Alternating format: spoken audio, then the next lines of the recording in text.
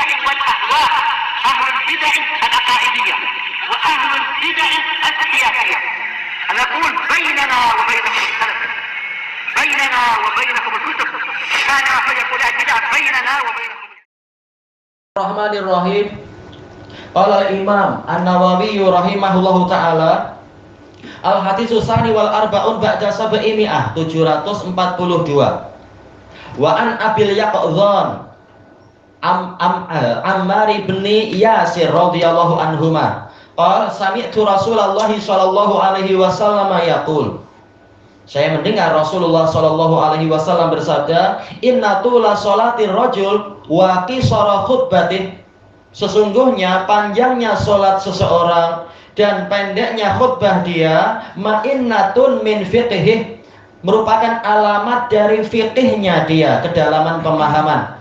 Fa'atilus shalah wa aqsirul khutbah, maka panjangkanlah salat dan pendekkanlah khutbah.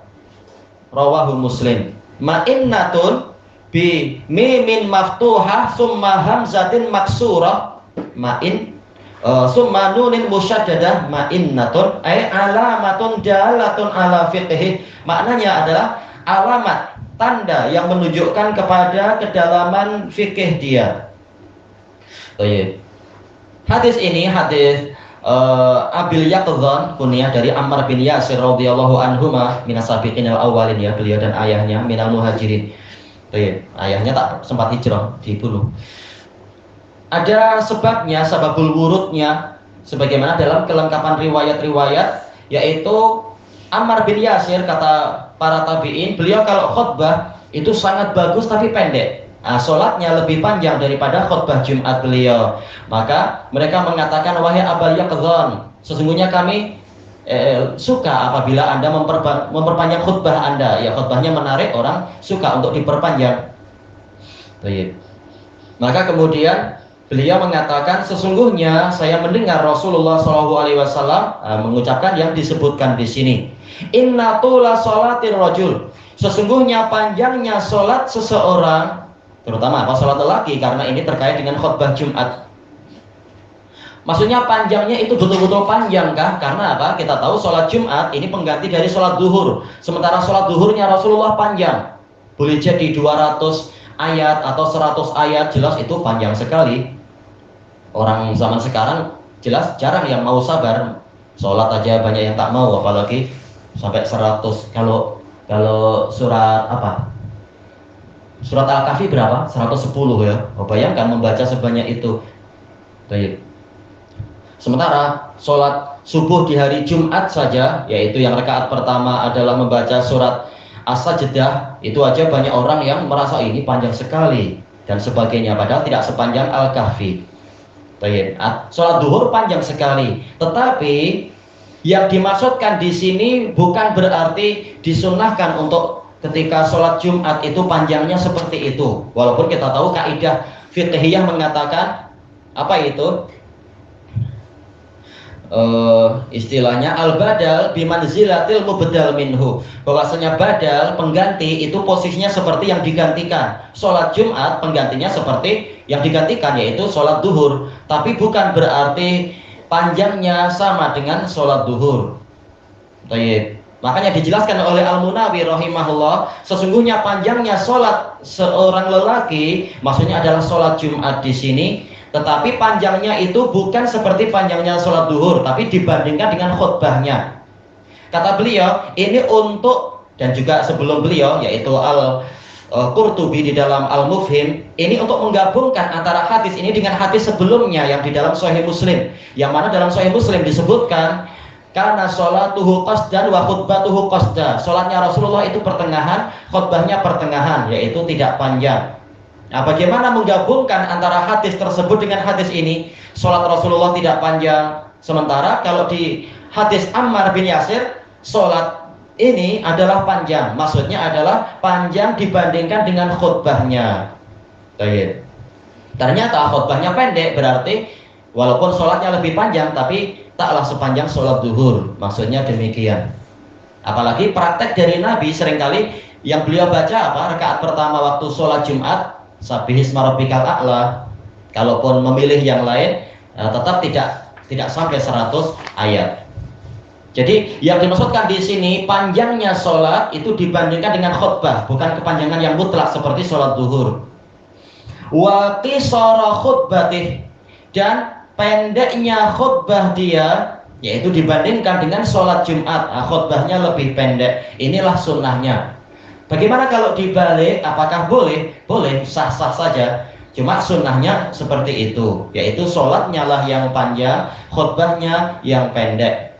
Kenapa demikian? Dijelaskan oleh Al-Munawi dalam Faidul Qadir, karena inti dari ibadah di waktu Jumat adalah sholatnya. Makanya kita tahu kan, di dalam Al-Quran, di dalam surat Al-Jumu'ah, ya ayyuhalladzina amanu idza nudiya lis-sholati min yaumil jumu'ah. Intinya apa sih? Panggilan untuk sholat. Tayyib. Fas'au ila dzikrillah wa dzarul bai', bersegeralah untuk segera mengingat Allah dan tinggalkan perniagaan dan seterusnya sampai faidza qudiyatis shalah, apabila telah diselesaikan sholat, menunjukkan intinya ada pada sholat. Tayyib. Khutbahnya itu adalah sebagai percabangan dan tamhid dan tautiah, yaitu tahapan persiapan menuju kepada intinya. Memang amalan yang terbaik adalah apa? Sholat. Makanya inti ibadah Jumat adalah sholatnya, bukan khutbahnya. Baik. Makanya di sini tatkala yang inti, kata Al-Munawi, yang inti adalah sholat, maka Rasulullah mengutamakan sholatnya, yaitu sholatnya yang panjang, menghadap Allah, berhubungan dengan Allah, itulah yang panjang. Sementara khutbah ini adalah sebagai percabangan dan sebagai tahapan untuk masuk kepada intinya. Baik. Maka tidak layak, kata beliau, tidak sesuai kalau percabangannya panjang sekali lalu intinya pendek. Ini tidak sesuai, kata beliau, tidak sesuai dengan sabda Nabi SAW dan tidak sesuai dengan prinsip usuliyah. Kata beliau, dalam perkara usuliyah yang namanya percabangan, yang namanya usul lebih diutamakan daripada furu'. Yang namanya inti itu lebih diutamakan daripada tautiah, daripada tahapannya, daripada persiapannya. Baik. Walaupun semuanya penting, tapi yang paling penting memang sholatnya. Maka sholatnya lah yang panjang. Baik. Hubungan dengan Allah lebih diutamakan daripada hubungan dengan makhluk. Baik. Apalagi ini cenderungnya adalah apa? Kalau sholatnya panjang, ini mungkin orang tidak suka. Tapi ini mencari ridho Allah, keikhlasan pada Allah. Sementara khutbah itu boleh jadi cenderung menyebabkan orang-orang memuji dia. Oh, dia pandai retorik, pandai berpidato, pandai orasi, pandai mengolah bahasa. Ini cenderung mengajak kepada riya. Baik. Makanya Rasulullah lebih mengutamakan khutbah pendek saja, sementara sholatnya yang panjang di dalam ibadah Jumat itu. Walaupun kalau dibalik tetap sah. Baik. Dijelaskan oleh Al-Qadhi Abdul Walid Al-Baji rahimahullah di dalam syarah Muwatta beliau, yaitu Al-Muntaqa. Dari hadis ini, berdasarkan dengan hadis ini diambil faedah mustahabnya taksirul khutbah, yaitu memendekkan khutbah. Dan semua pensyarah, Imam Nawawi, demikian pula Al-Munawi dan yang lain-lain mengatakan sunnahnya memang memendekkan khutbah, tidak perlu panjang-panjang. Baik. Barang siapa menggabungkan dua perkara ini, yaitu memanjangkan sholat sesuai dengan yang disyariatkan untuk ibadah Jumat dan memendekkan khutbah, maka akan memenuhi apa yang disebutkan setelah itu. Ma'innatun min fiqhi, itu merupakan alamat, sebagaimana kata Abu Ubaid, sebagaimana juga kata Al-Azhari. Ma'innah artinya alamah, dan juga yang disebutkan di sini ya Imam Muslim. Azhari bukan Azhari yang sekarang, tapi Azhari yang bahkan jauh sebelum Imam Muslim, bahkan sebelum Qurtubi kalau tak salah. Baik, karena kalau tak salah Qurtubi juga menukilkan kalam Al-Azhari, bahwasanya ma'innah artinya alamah, yaitu tanda, min fiqhih, dari fikih orang ini. Kata Al-Azhari, al-fiqih itu adalah ma'rifatu bawatinil umur, mengetahui perkara-perkara yang rahasia, itulah fikih. Dohirnya kalamnya seperti ini, diambil kedalaman fikih darinya demikian dan demikian dan demikian, itulah fikih. Baik. Seperti apa? Misalkan Contohnya apa itu? Sabda Rasulullah Shallallahu Alaihi Wasallam, yaitu hadis Salman, wa nahana an nastanjiya bi aqalla min salasati ahjar. Rasulullah SAW melarang kami untuk beristinja dari kurang dari 3 batu. Dohirnya berarti apa? Cari 3 batu. Tetapi boleh tidak kita hanya menemukan 1 batu besar tapi permukaannya banyak? Boleh. Itulah fikih. Karena apa biasanya 1 batu besar permukaannya banyak, sisinya banyak, dengan apa? Batu besar itu dipecah jadi 3 batu. Boleh jadi 3 batu pun asalnya dari sebongkah batu yang besar juga. Nah, dari sini diambil fikih seperti itu, sebagaimana dijelaskan oleh Imam Ibnu Qudamah. Nah, inilah contoh fikih, mengetahui bahwa tinul umur, mengetahui perkara-perkara yang tersembunyi dari urusan-urusan yang ada, faedah-faedah tersembunyi dari dohir urusan-urusan yang ada. Inilah fikih. Baik, dari mana kita mendapatkan bahwa, dari mana Rasulullah SAW menyebutkan bahwasanya inilah fikih, bahwasanya panjangnya sholat dan pendeknya khutbah itu menunjukkan kedalaman fikih? Di antaranya adalah itu tadi, sholat itu intinya berhubungan dengan Allah dan cenderung akan menyebabkan orang tidak suka kalau orang akan mencela kalau kita memanjangkan sholat. Tetapi memang yang dicari bukan ridha makhluk tapi ridha Allah, maka sholatnya panjang seperti yang disyariatkan tentunya. Baik, sementara khutbah ini cenderungnya adalah berhubungan dengan makhluk dan senang untuk menimbulkan riya. Maka justru Rasulullah SAW mengatakan kalau orang itu lebih memilih memendekkan khutbah dan memanjangkan sholat, berarti fikihnya kuat dia. Karena inti ibadah kepada Allah, bukan beribadah pada makhluk.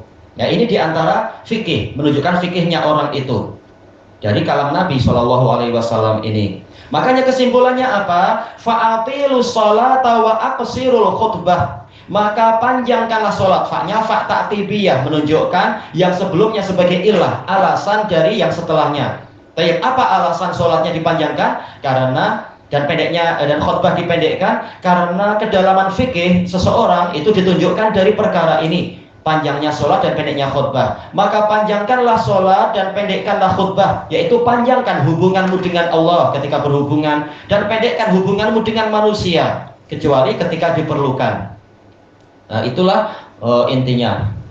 Tapi juga terkadang Rasulullah SAW membaca surat Qaf di dalam khutbah. Jelas apa ini panjang.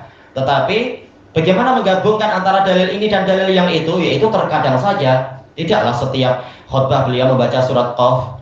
Tapi apa? Terkadang. Tapi seringnya khutbahnya itu pendek. Dalam riwayat yang lain, dan ini adalah kelengkapan dan itu diriwayatkan oleh Imam Bukhari, tidak disebutkan di sini, tapi Imam Bukhari justru meriwayatkan tambahannya, yaitu inna minal bayani la sihra. Sesungguhnya di dalam bayan itu benar-benar ada sihir. Maksudnya bagaimana? Bahwasanya khutbah sebenarnya tidak perlu panjang, yang penting bayan Anda yang bagus.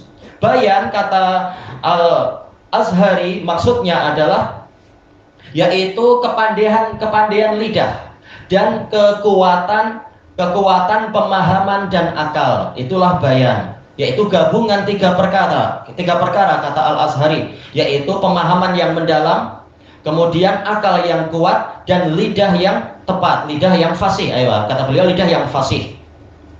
Jadi kalau 3 perkara ini terpenuhi, tak perlu khutbah itu panjang-panjang. Karena khutbah yang pendek tetapi memenuhi 3 syarat tadi, ini sudah menjadi sihir, yaitu orang sudah terpesona dan langsung paham. Tanpa kita panjang lebar, ujung-ujungnya orang malah mengantuk, tak paham juga tadi bicara apa. Bicara itu menyambut hari ibu, tak seberapa penting. Ibu cuma dimuliakan setiap tahun sekali kan? Bahkan setiap saat lah, bukan setiap setahun sekali. Ujung-ujungnya bicara yang bid'ah dan tidak penting, tidak seberapa penting. Baik. Ilahuna wallahu a'lam.